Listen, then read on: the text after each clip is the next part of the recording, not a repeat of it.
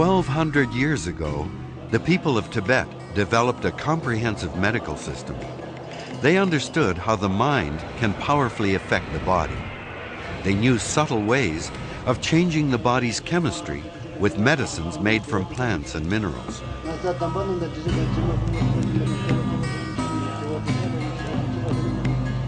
They blessed their medicines and their patients in lengthy rituals. And they encoded this knowledge in a series of elaborate paintings. Today, Tibetan medicine is the focus of a worldwide interest in traditional medical knowledge.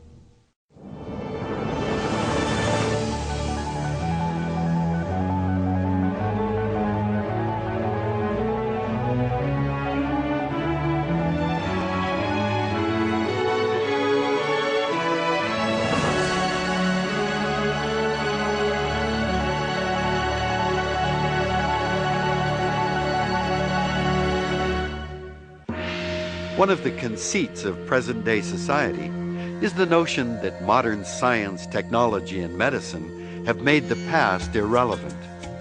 But long before there was even science or medicine, people were observant and inventive as they developed ways to combat sickness, both physically and psychically. India and China have traditional practices that have roots in antiquity, and we're gaining insights into traditional medicine from the near mythical kingdom of Tibet, steeped in Buddhism, that could be invaluable in industrialized countries as well. In Lhasa, Tibet, the birthplace of Tibetan medicine, much of Buddhist heritage has been dismantled or destroyed. Buddhism's ancient synthesis of priest and healer doesn't always coexist easily with communist ideology, but many Buddhists have hung on to their traditional beliefs.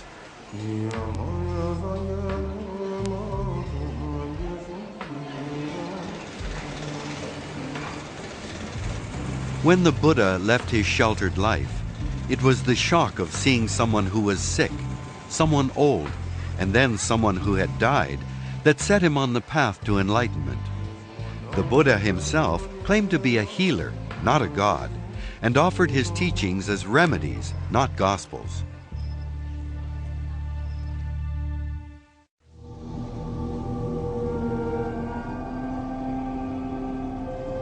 Known as Sangye Menla, he is the medicine Buddha, the master of remedies, the healing deity of Tibetan medicine. His radiant body is azure blue, the color of healing. In his hands, he holds a bowl filled with the nectar of long life and the flower of healing. Guided by centuries of practical science, Tibetan doctors are taught that there is nothing in the world that cannot be used in some form as a medicine, and their traditional knowledge includes turning a vast number of minerals and plants into medicinal compounds.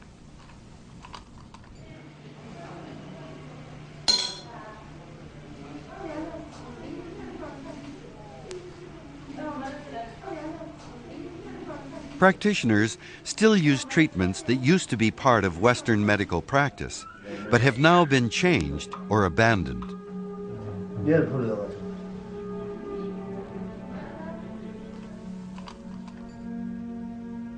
The ancient wisdom of Tibetan medicine resides in this stunning visual encyclopedia of the human body and psyche.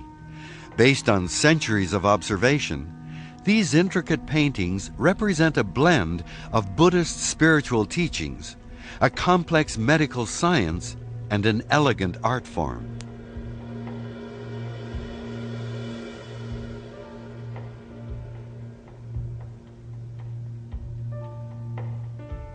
These paintings were made with a remarkable insight into how the human brain absorbs knowledge. They're a visual record, created to pass along a vast amount of information in logical groupings. This tree branches off to display the three basic methods of diagnosis.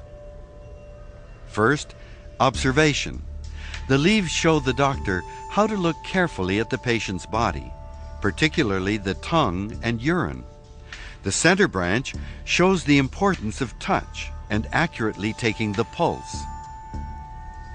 The last branch illustrates how the doctor should question the patient, asking in detail about symptoms, past illnesses, daily habits, moods, diet, and any areas of pain.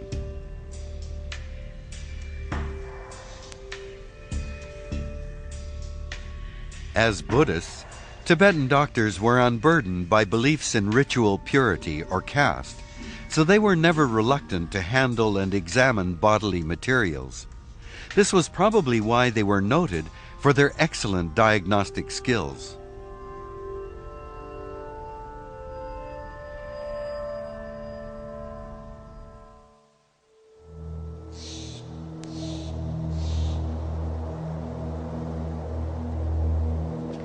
Some Buddhists say that their book of medicine came directly from the Buddha or dropped from heaven here in the Yarlung Valley near Lhasa.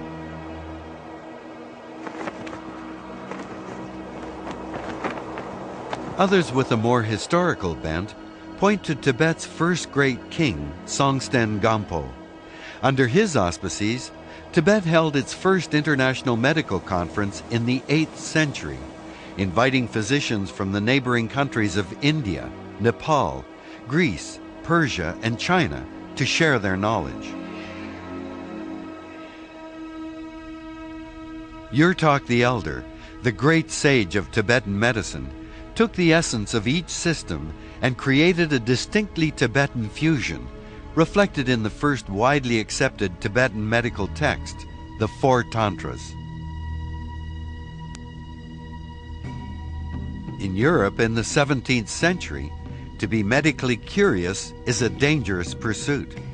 At the same time that European doctors are defying the church by secretly dissecting bodies, and herbalists and midwives are burned at the stake, medical knowledge is flourishing in Tibet under the direction of the 5th Dalai Lama. At this time, a Tibetan scholar wrote a brilliant new medical commentary, a careful compilation of the leading-edge medical science of the time. He also commissioned a set of illustrations to accompany the new text.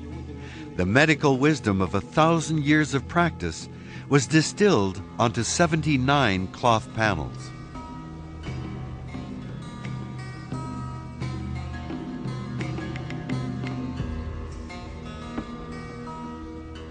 To ensure that the illustrations were accurate, master painters visit the sky burials. Most corpses in Tibet were cut apart and offered to the vultures.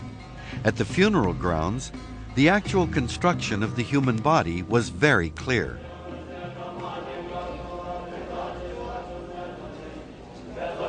Traditionally, 2 or 3 of the brightest monks from each monastery would be chosen to study at a medical school in Lhasa.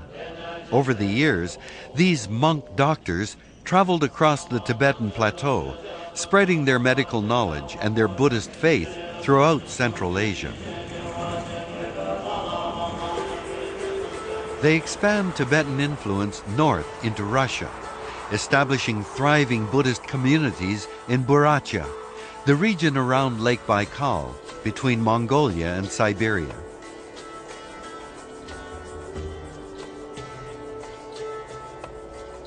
The Tibetan culture takes root, expressing itself through the Buddhist religion and a uniquely Siberian variation of Tibetan culture.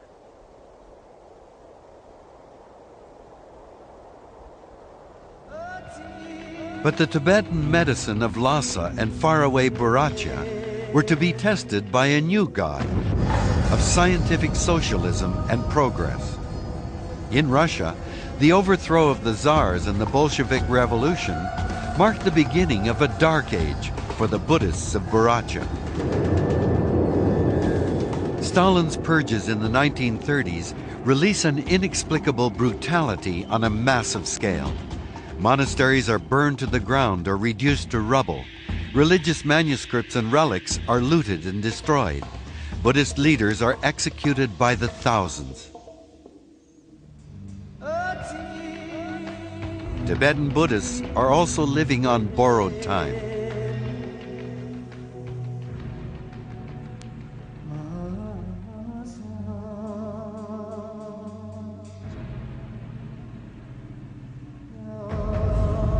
in March of 1959, the Chinese army invades Tibet. The people resist occupation and are crushed by Chinese troops. 100,000 Tibetans flee before the invading army. The Chinese demolish over 6,000 monasteries and temples and systematically destroy medical texts wherever they find them. In order to avoid being captured or killed, the Dalai Lama and a small group of monks and officials set out across the Himalayan mountains. The Dalai Lama finds refuge in Dharamsala, India. The exiled Tibetans are determined to keep their Buddhist faith and their science of healing alive.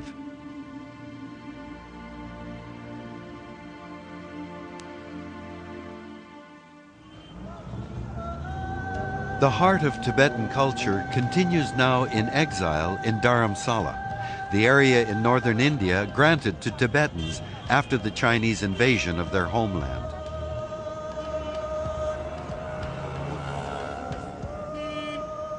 The Dalai Lama considers Tibet's unique medical tradition one of its most important contributions to human well-being. He insisted that one of the community's first projects should be setting up a new medical institute. Beginning in 1961 with one building, the large complex now houses a school and a facility for manufacturing traditional medicines. The handful of trained doctors who followed the Dalai Lama into exile were able to re-establish Tibet's entire medical system because, as a part of their traditional training, they had learned all of the ancient texts by heart.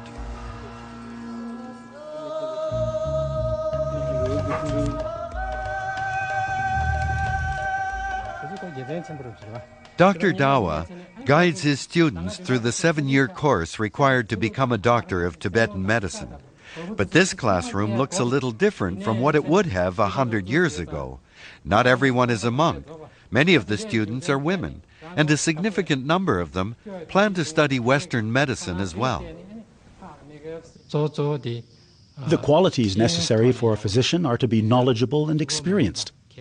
Another very important thing is that the doctor has to be kind-hearted and have a loving, compassionate nature. Dr. Dawa knows that Tibetan medicine must continue to evolve. We can't be content just to say Tibetan medicine is one of the most ancient systems of healing. We need to interact with modern medicine so we can authenticate our results and cross-reference our diagnoses and treatments to correct inaccuracies. That doesn't mean we should lose our identity in trying to imitate Western medicine. We need to create dialogue with Western science. In the West, scientific knowledge can have an uneasy fit with spirituality. But Dr. Dawa finds no contradiction between his understanding of medicine and his faith in the Buddha's teachings. Buddhist doctors believe that the healing they offer their patients is part of their own spiritual growth, a way to practice compassion on the path to enlightenment.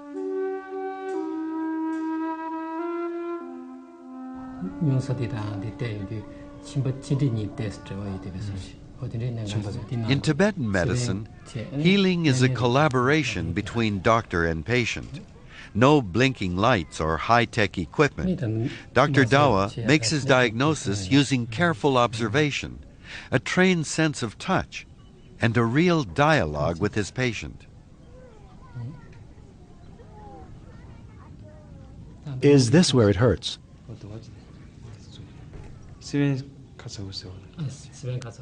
Ah, when you eat hot chilies. Do you get a headache when you eat too much oil or fat?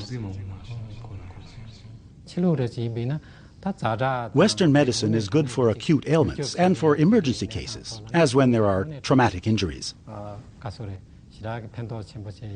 Whereas Tibetan medicine is good for long-standing conditions or chronic diseases, its particular strength is getting at the root cause of diseases, rather than masking or just treating the symptom. In the Tibetan system, one of the most important methods of diagnosis is by means of the pulse. But Dr. Dawa is doing more than checking how fast it is. he uses each of 3 fingers to evaluate the health of a different internal organ.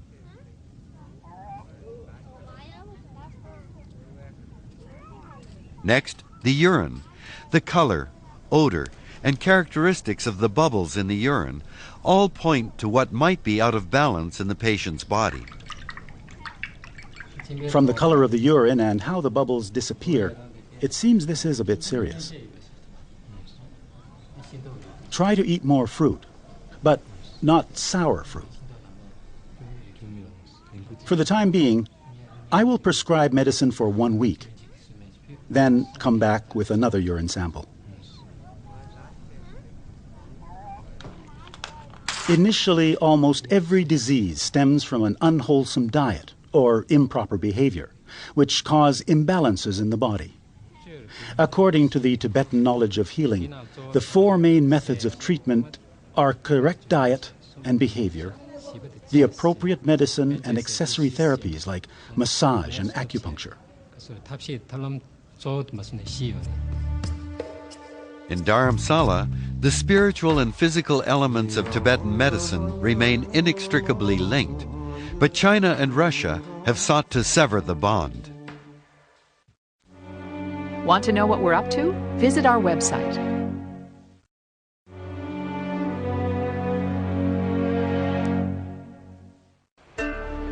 In Ulan-Ude, the capital city of Buryatia, Buddhism and Tibetan medicine have not been completely embraced.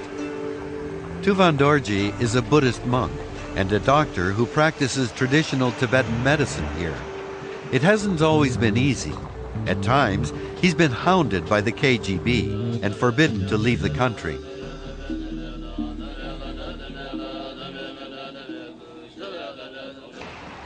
Tuvan Dorji Radnayevich, also known as Tuvan Lama, may not be your image of a typical Buddhist monk, but complete with cell phone and a busy schedule, he's an Emchi Lama, a doctor of traditional Tibetan medicine. He works out of a small clinic in a Buddhist community center.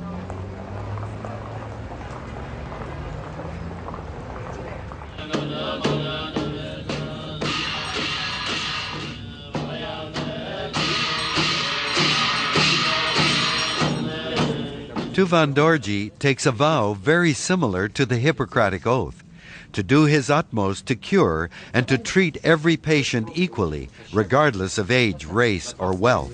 He may be wearing the traditional robes of a monk, but Tuvan Dorji deals with some very contemporary medical issues. As a Buddhist, he's opposed to assisted suicide. He believes organ donation should be encouraged, and thinks artificial insemination can be of great help to women who want children. Up to 30 patients a day walk through the doors of his clinic with every possible medical problem. It isn't that we ignore modern Western medicine. They have their own excellent aspects, such as surgical treatments and computer analysis. They can be very effective, and we can make use of them. In the future, I hope we can combine the good points of Western medicine and traditional Buddhist medicine.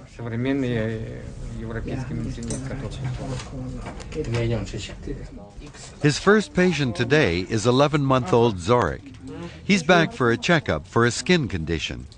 Tuvan Dorji is treating more and more patients with allergies and skin problems. He believes there's a link to the chemicals now found in food.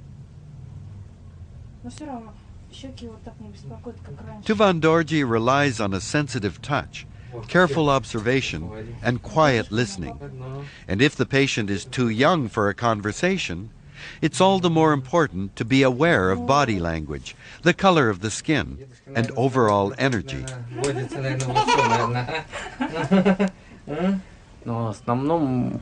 With a baby, I look mainly at the face.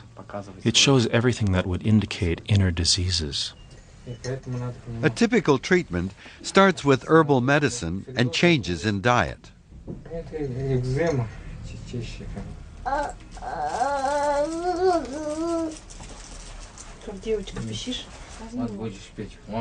Come on now, Zorik, you need to take some medicine.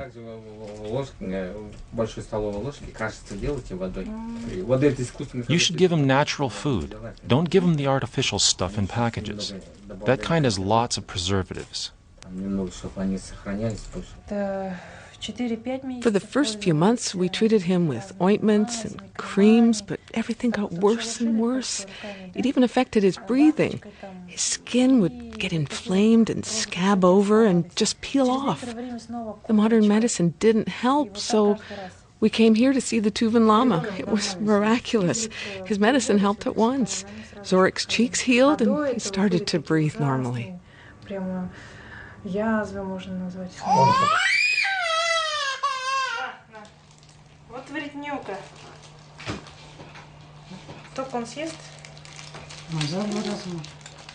Unfortunately for Zorik, Tibetan herbal medicines aren't sugar-coated.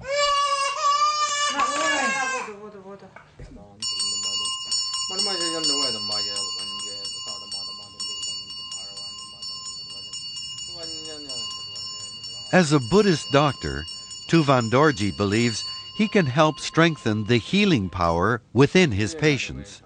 He prays for each of them to regain their health and be freed from their suffering.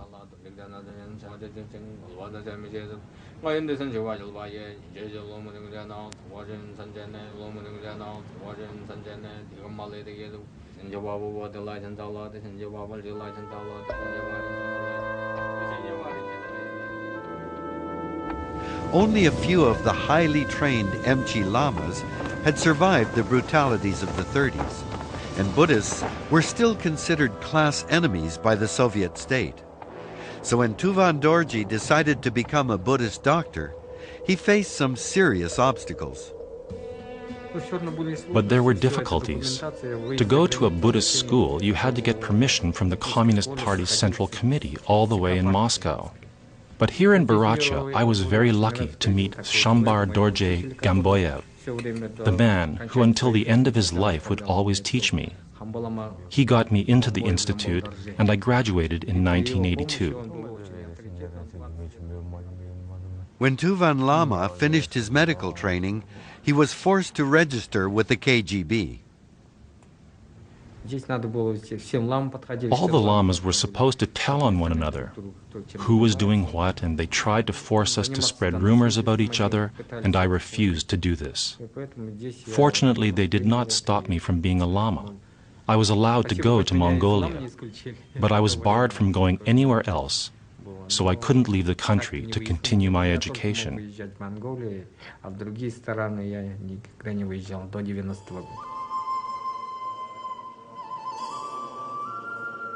It was a time when any kind of religious expression in Russia was considered ignorant or subversive.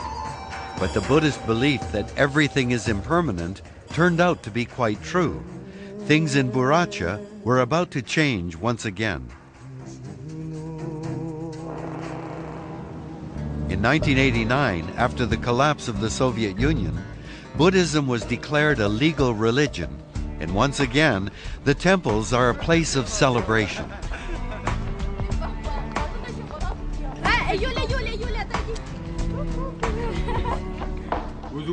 The monastery colleges that had been destroyed or abandoned are being rebuilt, and every family is proud to have one of their children become a monk. Tuvan Dorji has a more secure future as a Buddhist doctor. He has a medical license from the Russian government, though it doesn't allow him to practice at the local hospital.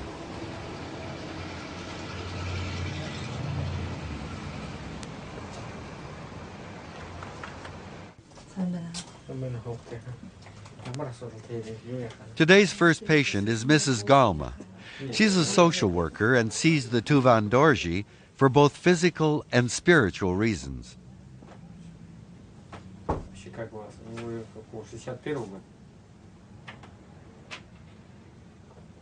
He listens to her anxiety over a court decision being handed down today. If things go badly for her partner, he may be sentenced to 3 years in jail. Mrs. Galma receives a blessing and a prayer for a good outcome.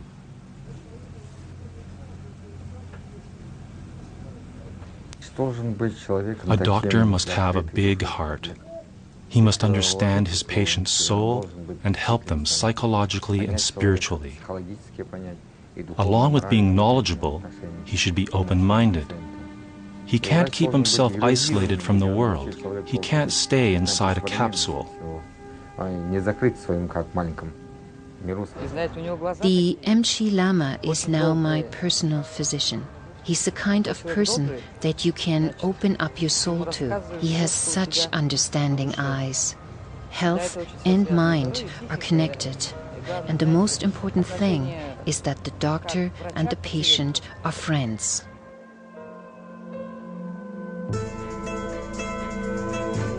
Atsagat is about an hour's drive from the capital of Ulan-Ude. It's one of a network of Buddhist monasteries built in this region. Tuvan Dorji used to be the head of this monastery and still comes back to take part in the temple rituals.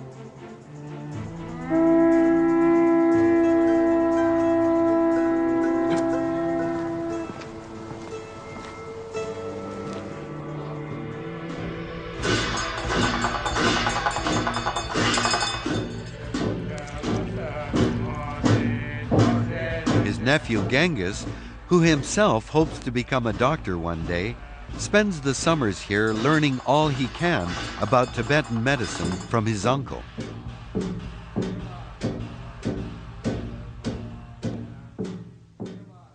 Autumn is the time to harvest many of the plants used in traditional medicines. The plant's energies concentrate in the roots as leaves and fruit fall away.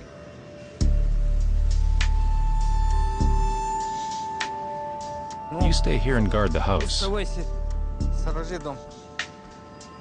Tuvan Dorji and Genghis head out to gather licorice, an important ingredient in medicine to treat coughs.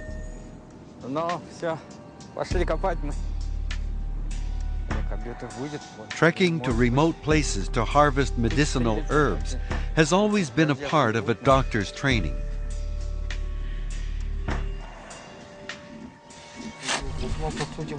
The root here is thin. Usually it's thicker. It's very sweet. During the hard years, back in the 40s, licorice root was used instead of sugar. We would give it to the children.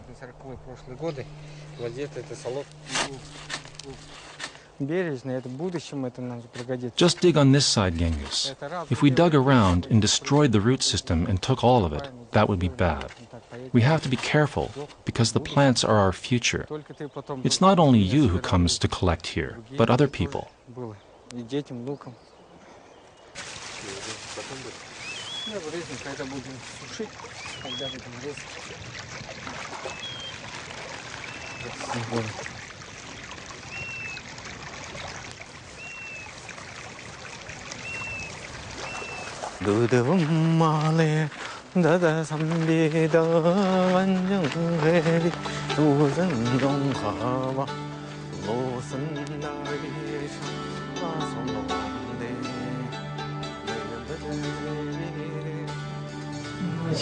Well, Genghis, this will be enough for 1, maybe 2 years. We'll see.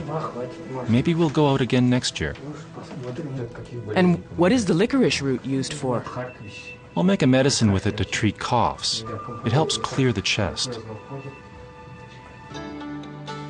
Over the centuries, Tibetan doctors acquired a vast knowledge of plant habitat and medical uses. From tonics for the immune system to sedatives and antiviral compounds, they learned how to purify and combine plants to treat a wide range of diseases. Even though over 1/3 of our own pharmaceuticals are derived from plant sources, there are still many secrets to unlock from centuries of Tibetan botanical knowledge. Tuvan Dorji introduces his nephew to the same ancient texts and medical illustrations that he learned from. At that time, there were no young lamas. They were all 70 or 80 years of age and had been in prison. Only a few of them had somehow survived the brutality of the 1930s. I was lucky to find a teacher. Tuvan Dorji has mastered the art of pulse diagnosis and he wants to make sure that Genghis will be able to use this technique when it's time for him to treat patients. Your hands have to be like this. Try not to leave them in cold water for very long. Also, make sure you wear gloves if you hold a hot cup. You have to take care of these 3 fingers. So if you want to enhance their sensitivity, you should soak them in warm milk. Remember, as you diagnose your patients, these fingers are our weapons against disease. Traditionally, Buddhist doctors make their own medicines. It's a skill Tuvan Dorji wants Genghis to learn. We'll prepare this 5-part mixture that has to be taken with water. It's very useful after a heart attack. It's like a tonic for the heart. You know all the ingredients: nutmeg, Indian long pepper, mudan, anam, and ginger. Here, I'll show you.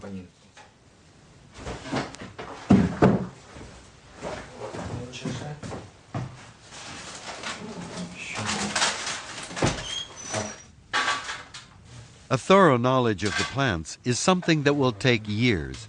But meanwhile, a willing young person can be very helpful with the more laborious part of things.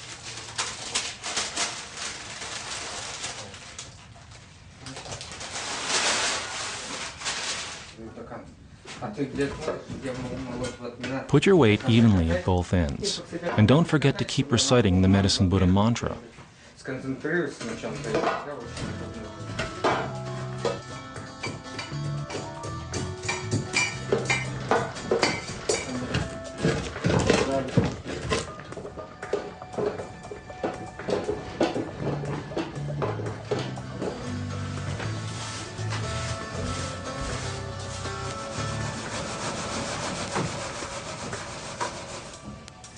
Finished at last, after 6 long hours.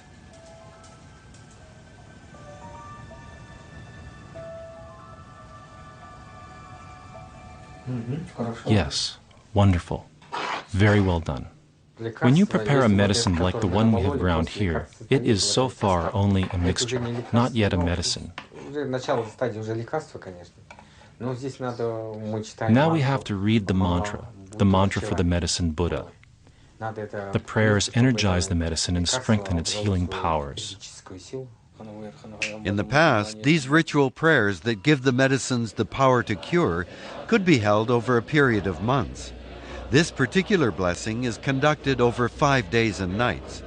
Both monks and the students of the medical school take part.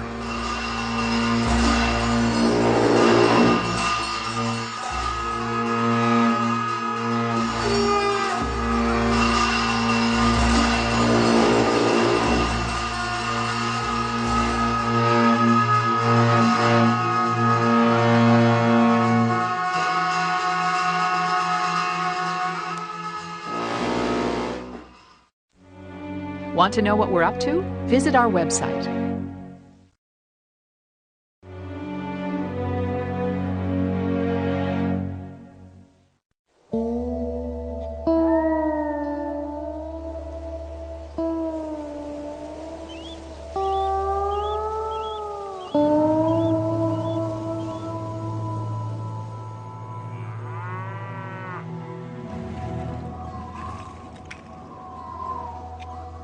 Plummeting temperatures and fresh snow mark the beginning of the Siberian winter, magnificently harsh and delicate.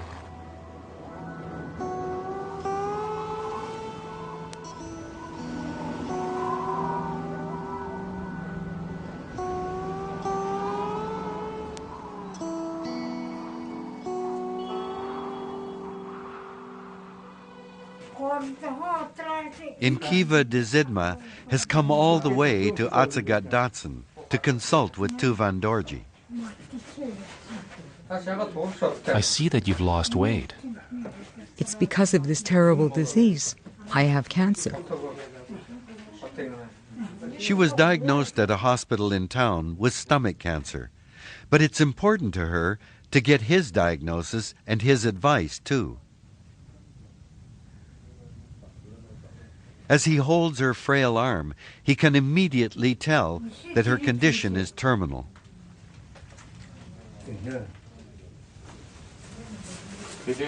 Please be still. When did you start feeling bad? Last autumn. What do you eat these days? Porridge and fish. I also take some oil mixed with alcohol. The doctor said it would kill the pain. It's true that your condition is not very good. Does your stomach hurt? Yes, around here. Regardless of whether it gets better or worse, please do not forget your prayers.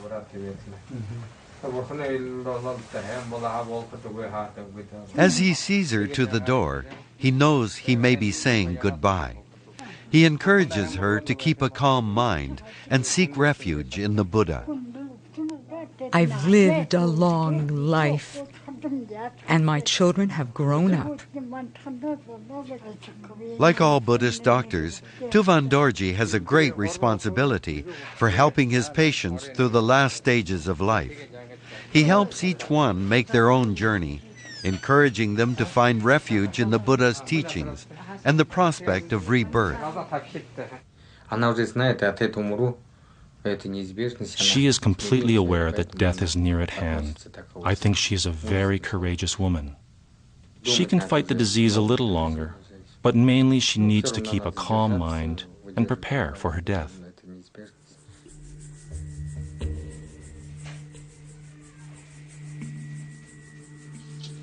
Here, there are no frantic attempts to prolong life at any cost. A patient's death isn't a failure. It's a transition, an awakening from the dream of life.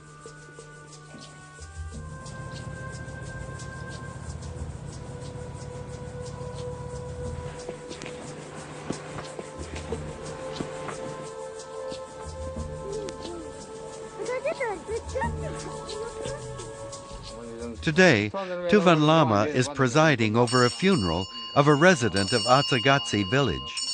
His role has switched from healer to spiritual leader. Reincarnation is a matter of fact to us Buddhists. The soul is reborn over and over again, getting closer to enlightenment each time. Whether you are born a monk, a laborer, a scientist, or a farmer, you must try to develop your inner spirit. If you do not surrender yourself to anger or cruelty in this life, you will climb the ladder one more step in the next. In this way, we try to become as much like the Buddha as possible with each life that we live.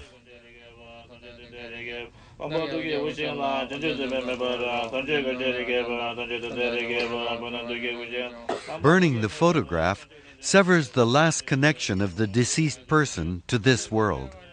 The purpose of the burial rite is to let the soul leave in peace and find rebirth.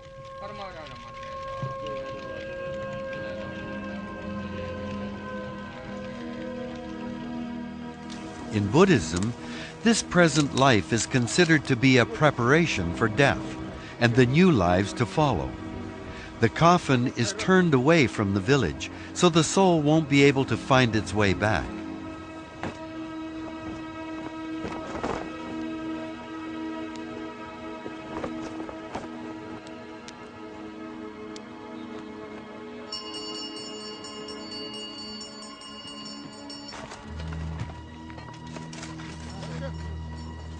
Relatives visit the graves for 49 days, at which point the soul will be reborn. Simple wooden stakes with banners of the sun, moon, and mantras mark the graves. Relatives circle the grave 3 times in a final farewell.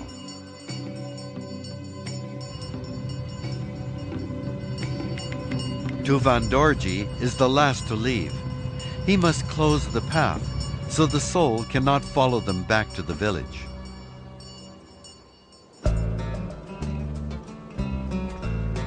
But death is always followed by renewal and life. Here at the Atsagat Datsun, Genghis is helping organize the New Year's fire ceremony. 2 fires will be lit. It's the biggest party of the season, and the rituals owe as much to Burat tradition as they do to Buddhism. All that is good and pure should be brought to one fire, and all that's bad and negative is brought to the second fire to burn away completely. People come here to leave their sickness and go to the other fire to become pure again, and to be prosperous and healthy.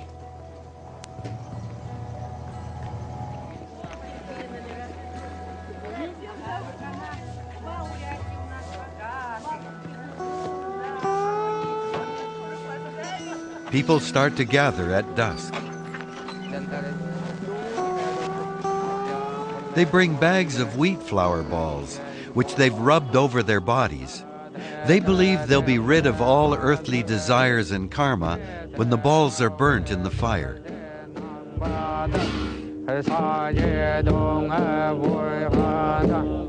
The paper skull is an offering to Yamaraja, the king of life and death.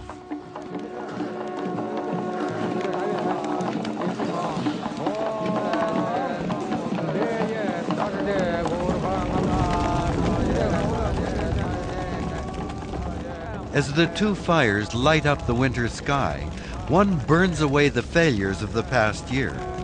The other lights the way for health and happiness in the new one. Buddhism and Tibetan medicine go together. They are inseparable. Other people may think differently, but I believe you have to know the foundation of Buddhism to understand the foundations of the medicine. You need to understand it with your body, your mind, and your soul.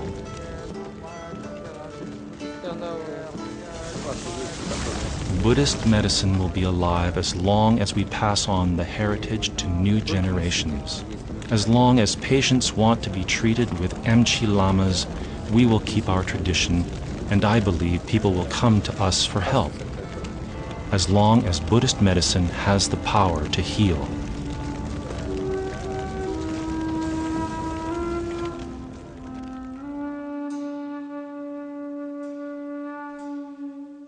Human beings face four main sufferings. They are part and parcel of life: birth, sickness, old age, death. It is very important to know why we face these problems in our life. If we realize and understand these things, it helps us maintain a positive attitude. The Tibetan culture in Lhasa was damaged in the last century by tides of history that shook the entire world. But change is the rule, not the exception. The Atlas of Tibetan Medicine was once suppressed by revolution. Now, all 79 paintings are available as digital files on the internet. The spirit of the medicine Buddha, the master of remedies, continues through the centuries to minister to the bodies and souls of the faithful.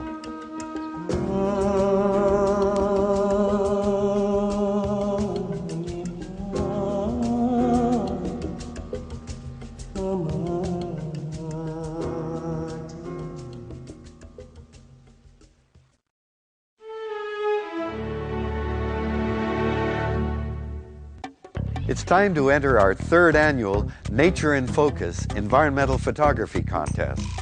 Amateur photographers are invited to submit original photos to win prizes, including a trip for two to the Yukon and digital cameras from Nikon Canada. Winners will be published in Harrowsmith Country Life magazine. For more details, check out our website. Mark Winston has dedicated his life to unraveling the mysteries surrounding the honeybee. Bees connect us to this deep place in nature because they're social, and we're social.